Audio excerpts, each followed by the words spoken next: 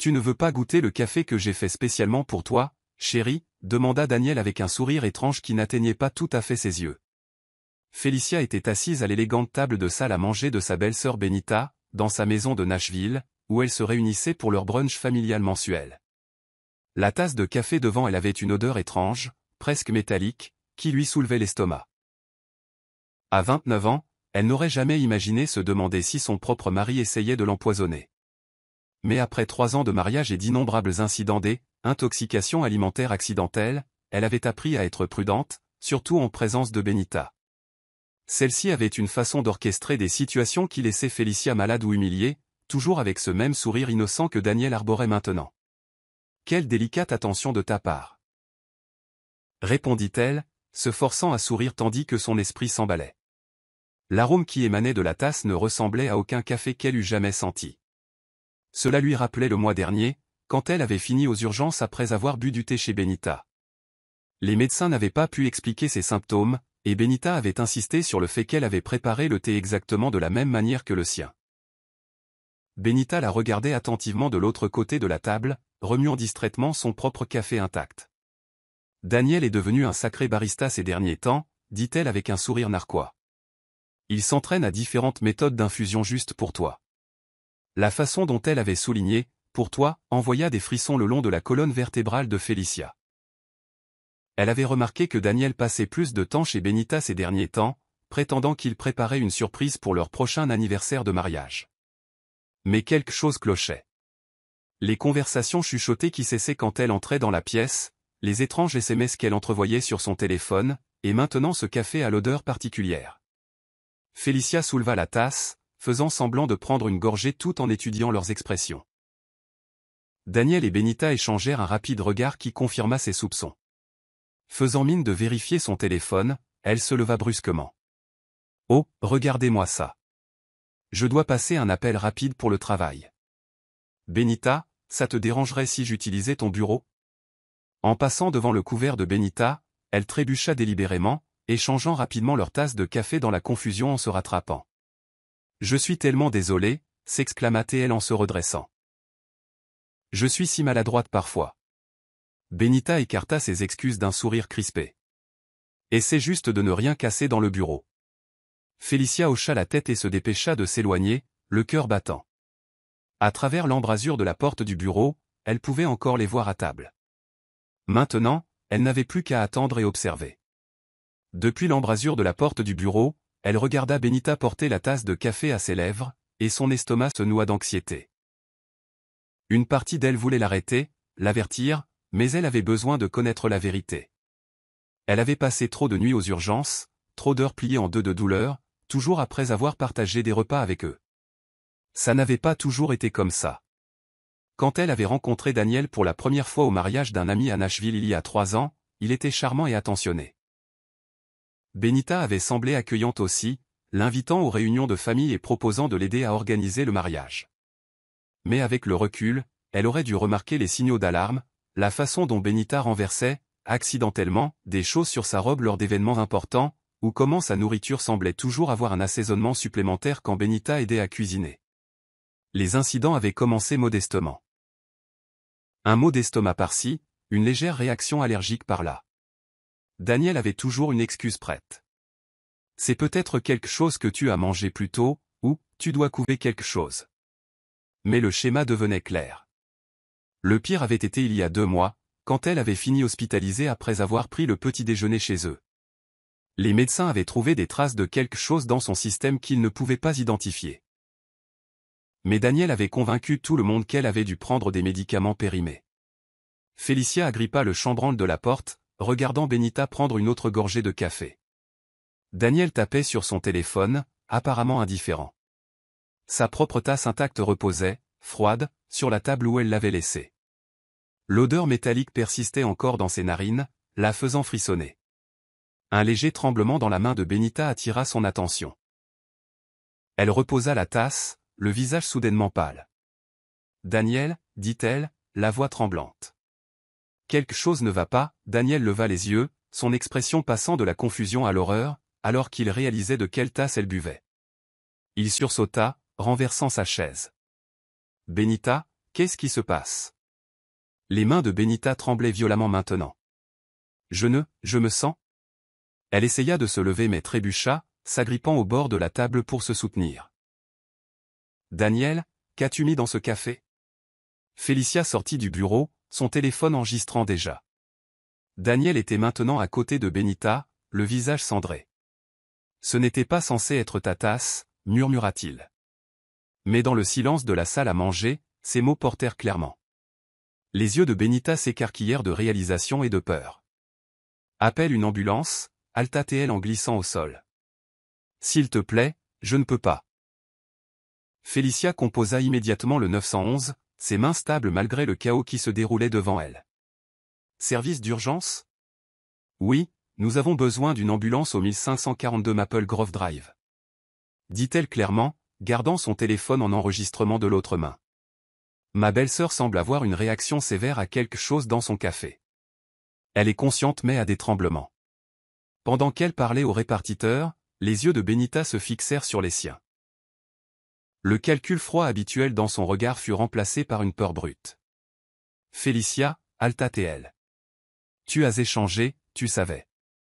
Madame, l'ambulance est en route, assura le répartiteur. Veuillez rester en ligne. Daniel devenait de plus en plus frénétique à chaque seconde. Benita, qu'est-ce qui se passe? Ce n'était pas censé. Je veux dire, ce n'était pas destiné à. Tais-toi, Daniel, lança Benita entre ses dents serrées, sa colère surmontant momentanément sa détresse. Tout ça, c'est de ta faute. Tu avais dit que ça la rendrait juste assez malade pour manquer la réunion du conseil d'administration la semaine prochaine. Tu avais promis que ce ne serait pas traçable. Le sang de Félicia se glaça.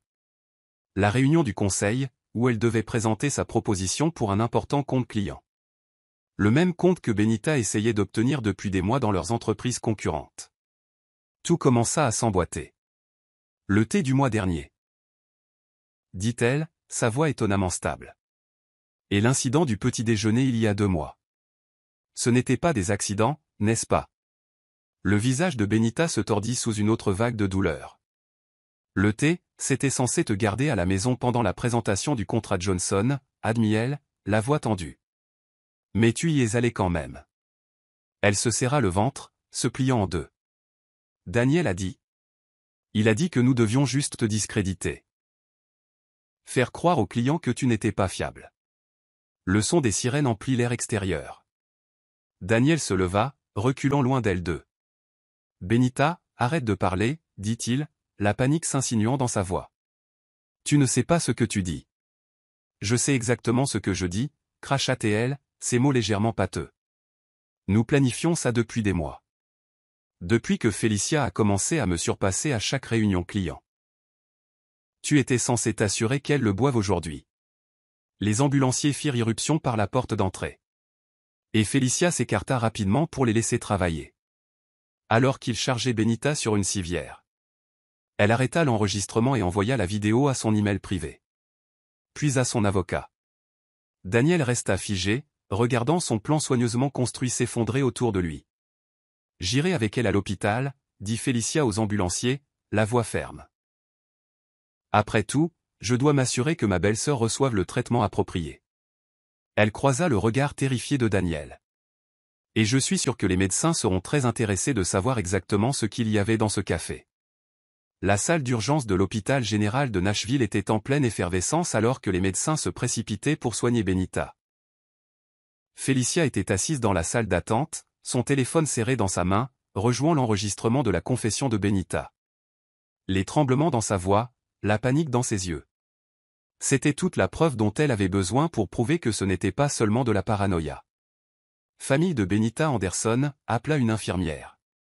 Elle se leva, notant l'absence remarquée de Daniel. Il avait marmonné quelque chose à propos de garer la voiture il y a 20 minutes et n'était pas revenu. Je suis sa belle-sœur, dit-elle en suivant l'infirmière à travers les portes battantes. Comment va-t-elle? Elle est stabilisée, mais nous avons trouvé des niveaux préoccupants de toxines dans son système. L'expression de l'infirmière était grave.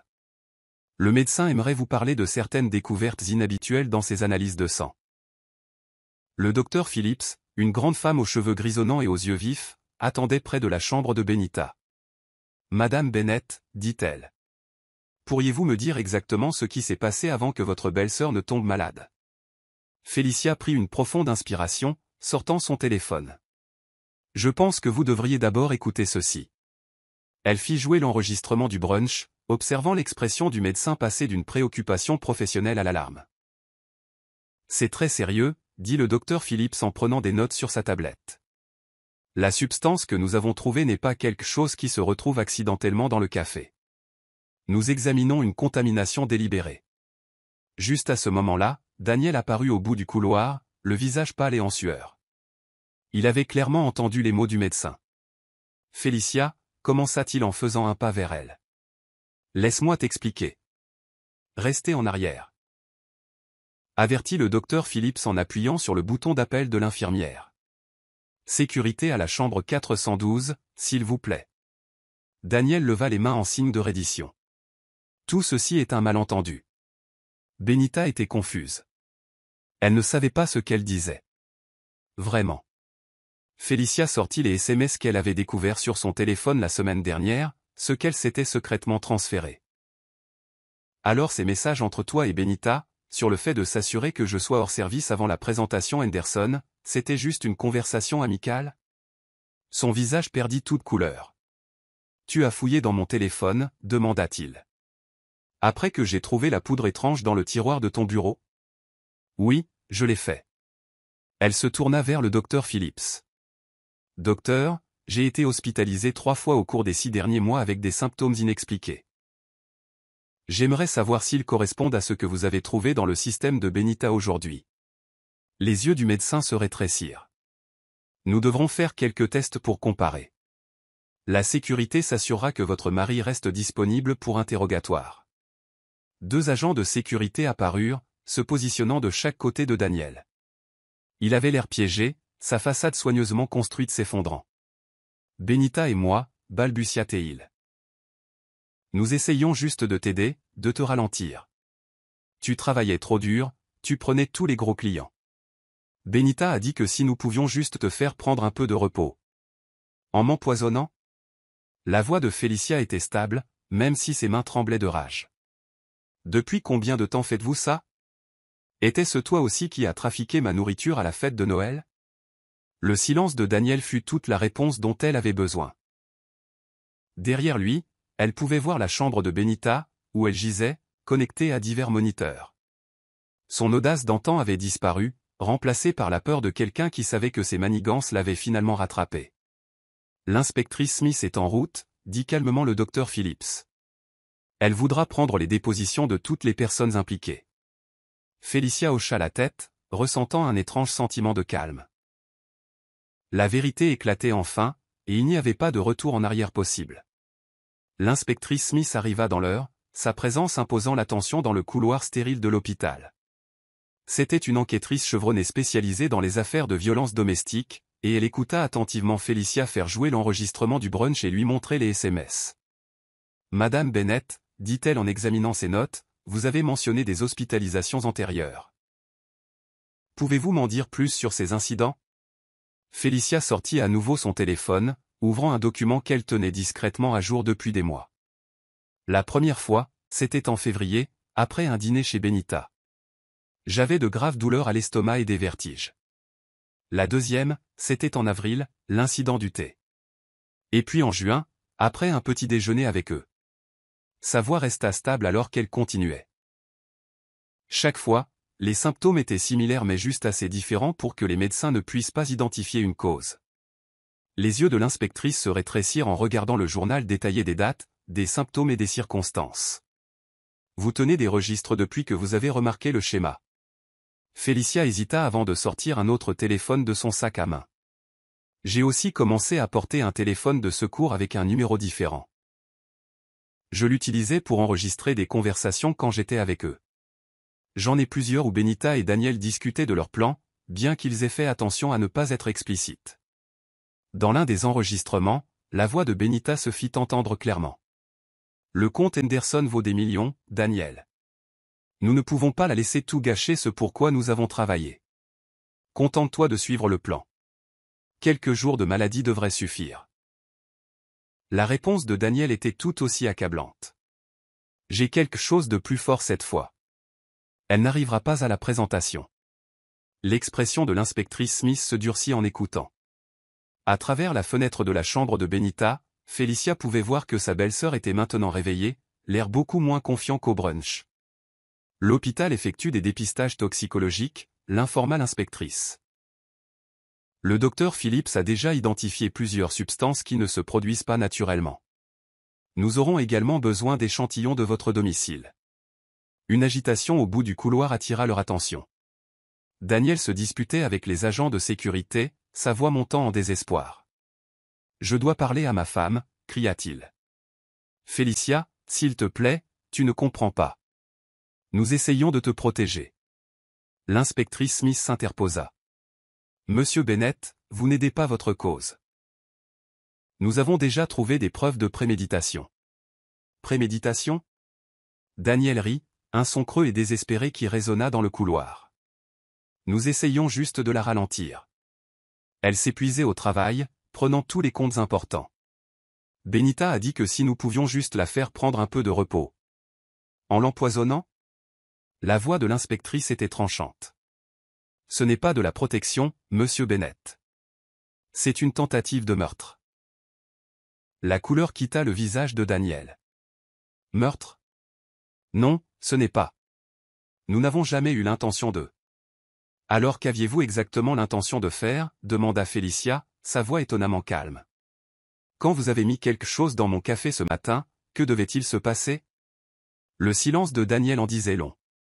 Derrière lui, Benita regardait par la fenêtre de sa chambre d'hôpital, son visage un masque de peur et de calcul. Felicia se demanda si elle essayait de trouver comment tourner cela, comment expliquer des mois d'empoisonnement systématique comme une sorte de tentative mal avisée d'aider. Nous aurons besoin de leurs 2 téléphones, dit l'inspectrice Smith aux agents de sécurité. Et je veux des officiers postés aux 2 portes. Personne ne sort avant que nous ayons les résultats toxicologiques. Le docteur Phillips entra dans la chambre de Benita avec une tablette à la main, son expression sombre alors qu'elle examinait les résultats des tests. L'inspectrice Smith et Felicia suivirent tandis que Daniel restait dehors avec le garde. Benita essaya de se redresser dans son lit d'hôpital, mais les tremblements n'avaient pas complètement disparu. Le rapport toxicologique montre des niveaux élevés de plusieurs substances. Annonça le docteur Phillips, sa voix clinique. Le plus préoccupant est la présence d'un composé particulier qui est généralement utilisé dans les tests pharmaceutiques. Ce n'est pas quelque chose auquel le grand public devrait avoir accès. Le visage de Benita pâlit. C'est impossible. Daniel a dit que c'était juste quelque chose pour causer des symptômes légers. Elle ajouta rapidement, la voix tremblante. Symptômes légers, interrompit l'inspectrice Smith en sortant son carnet. Comme ceux que votre belle-sœur a ressentis au cours des 6 derniers mois. La porte s'ouvrit et un autre inspecteur entra, tenant un sac de preuves. Nous avons trouvé ça dans le bureau de monsieur Bennett à l'agence de marketing Anderson, rapporta Teil, présentant plusieurs petits flacons avec des étiquettes cliniques ainsi que des notes détaillées sur les dosages et les réactions. Felicia sentit ses genoux faiblir en réalisant toute l'étendue de leur plan. Vous documentiez tout ? Comme une sorte d'expérience ? Ce n'était pas comme ça, protesta Benita, mais sa voix vacilla. Nous avions juste besoin de suivre ce qui fonctionnait. Les premières tentatives n'étaient pas assez efficaces. Vous continuiez à vous présenter aux réunions de toute façon. Alors vous avez augmenté les dosages, conclut l'inspectrice Smith en examinant les flacons. Saviez-vous que ces substances pouvaient être mortelles à des concentrations plus élevées ? La pièce tomba dans le silence. Par la fenêtre, Daniel était assis sur une chaise dans le couloir, la tête entre les mains. Le comte Henderson, dit lentement Felicia, les pièces s'emboîtant. Ce n'était pas seulement cette présentation, n'est-ce pas ? Vous aviez besoin que je sois éliminé de façon permanente, parce que le client m'avait spécifiquement demandé comme responsable. Le visage de Benita se tordit d'un mélange de colère et de peur. Tu ruinais tout ce que j'avais construit. Ce portefeuille de client a pris des années. Et puis tu arrives, et soudain tout le monde veut travailler avec toi à la place. La voix de Daniel était froide. J'ai dit que je pouvais arranger ça. En me tuant ? Les mots restèrent en suspens, lourds d'accusations. Nous n'essayions pas de... Commença Benita, mais le docteur Phillips la coupa. La concentration dans le café que vous avez bu aujourd'hui, déclara le médecin en regardant directement Benita, était significativement plus élevée que les échantillons précédents que nous avons analysés lors des précédentes visites à l'hôpital de Madame Bennett. Si elle l'avait consommé en entier, le résultat aurait été grave, voire mortel. L'inspectrice Smith se tourna vers l'autre officier. Nous aurons besoin d'un mandat complet pour leurs 2 domiciles et bureaux. Et contacter la société pharmaceutique indiquée sur ces flacons. Découvrez comment ils ont obtenu ces substances.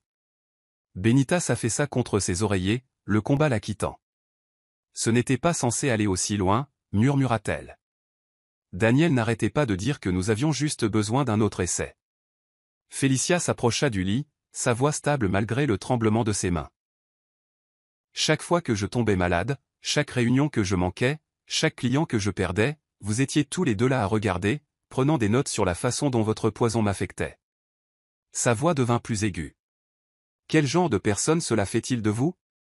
Le silence qui suivit fut assourdissant. Dehors, on pouvait entendre Daniel se faire lire ses droits alors que des officiers supplémentaires arrivaient. Benita fixait ses mains, incapable de croiser le regard de Félicia. Inspectrice, dit Félicia en se détournant de sa belle-sœur. Je suis prête à faire ma déposition officielle maintenant. Le procès dura 3 semaines, mais cela sembla des années. Félicia s'asseyait chaque jour dans la salle d'audience, regardant l'accusation exposer méthodiquement le dossier contre Daniel et Benita. Les preuves étaient accablantes. Les flacons du bureau de Daniel, leurs notes détaillées sur chaque tentative d'empoisonnement, les conversations enregistrées et les SMS discutant de leur plan. Ce qui la frappa le plus fut leur attitude tout au long des débats. Benita, habituellement si soignée et confiante, paraissait petite sur le banc des accusés. Daniel ne pouvait même pas la regarder, gardant les yeux fixés sur le sol tandis que les experts détaillaient les effets potentiellement mortels des substances qu'ils avaient utilisées. Le témoignage du docteur Phillips fut particulièrement accablant. Elle présenta une analyse complète, montrant comment ils avaient progressivement augmenté les dosages au fil du temps, démontrant une intention claire de causer un préjudice grave. Un représentant de la société pharmaceutique confirma que Daniel avait volé les composés par l'intermédiaire d'un ami d'université qui travaillait dans leur département de recherche. Les accusés ont montré un schéma de comportement calculé, plaida la procureure dans sa déclaration finale. Ce n'était pas seulement du sabotage d'entreprise. C'était une tentative systématique de nuire à Madame Bennett avec une escalade claire qui aurait pu entraîner la mort. Lorsque le verdict fut enfin lu, Félicia ne ressentit aucune joie, seulement du soulagement. Daniel et Benita furent tous deux reconnus coupables de multiples chefs d'accusation, y compris tentative de meurtre et complot. Les mots du juge résonnèrent dans la salle d'audience silencieuse. La nature préméditée de ces actions, menées contre un membre de la famille sur une période prolongée, exige la peine maximale. Félicia les regarda être emmenée menottée, pensant à la façon dont la cupidité et la jalousie avaient transformé 2 personnes en qui elle avait autrefois confiance en quelque chose de méconnaissable. Leurs affaires, leur réputation, leur liberté, tout sacrifié dans une tentative de la détruire. 1 an après le procès, Félicia se tenait à la tribune de la conférence des leaders d'entreprise de Nashville, se préparant à prononcer le discours d'ouverture. L'ironie ne lui échappait pas. C'était exactement le genre d'opportunité que Benita avait essayé de l'empêcher d'atteindre. Le comte Henderson, que Benita et Daniel avaient si désespérément tenté de voler, avait conduit à plusieurs autres clients majeurs, établissant Félicia comme l'une des meilleures cadres marketing de la région. Le succès ne dépend pas seulement du talent ou du travail acharné, commença-t-elle, regardant la mère de visage. Il s'agit d'intégrité, de construire de véritables relations basées sur la confiance. Elle marqua une pause, laissant ses mots s'imprégner. Parfois, les plus grandes menaces à notre succès viennent de nos proches. Mais survivre à ces défis nous rend plus forts. Après son discours, plusieurs jeunes professionnels l'approchèrent, cherchant conseil. Une femme, les yeux brillants de détermination, lui demanda comment elle avait maintenu son sang-froid tout au long de l'épreuve. Je me suis concentré sur ce que je pouvais contrôler, lui dit Félicia. J'ai rassemblé des preuves, fait confiance à mon instinct et refusé de laisser la peur m'empêcher de poursuivre mes objectifs. Plus tard dans la soirée, elle reçut un email du client Henderson, confirmant qu'il renouvelait leur contrat pour 3 années supplémentaires. Elle sourit, pensant à quel point les choses auraient pu tourner différemment si elle n'avait pas fait confiance à son instinct ce jour-là au brunch. Le journal local avait publié un petit article ce matin-là sur Benita et Daniel commençant à purger leur peine de prison. Elle ne le lut pas. Au lieu de cela, elle se concentra sur la proposition pour son nouveau projet client, sachant que la meilleure vengeance n'était pas de rendre l'appareil. C'était d'avancer et de réussir, malgré ceux qui avaient essayé de la retenir.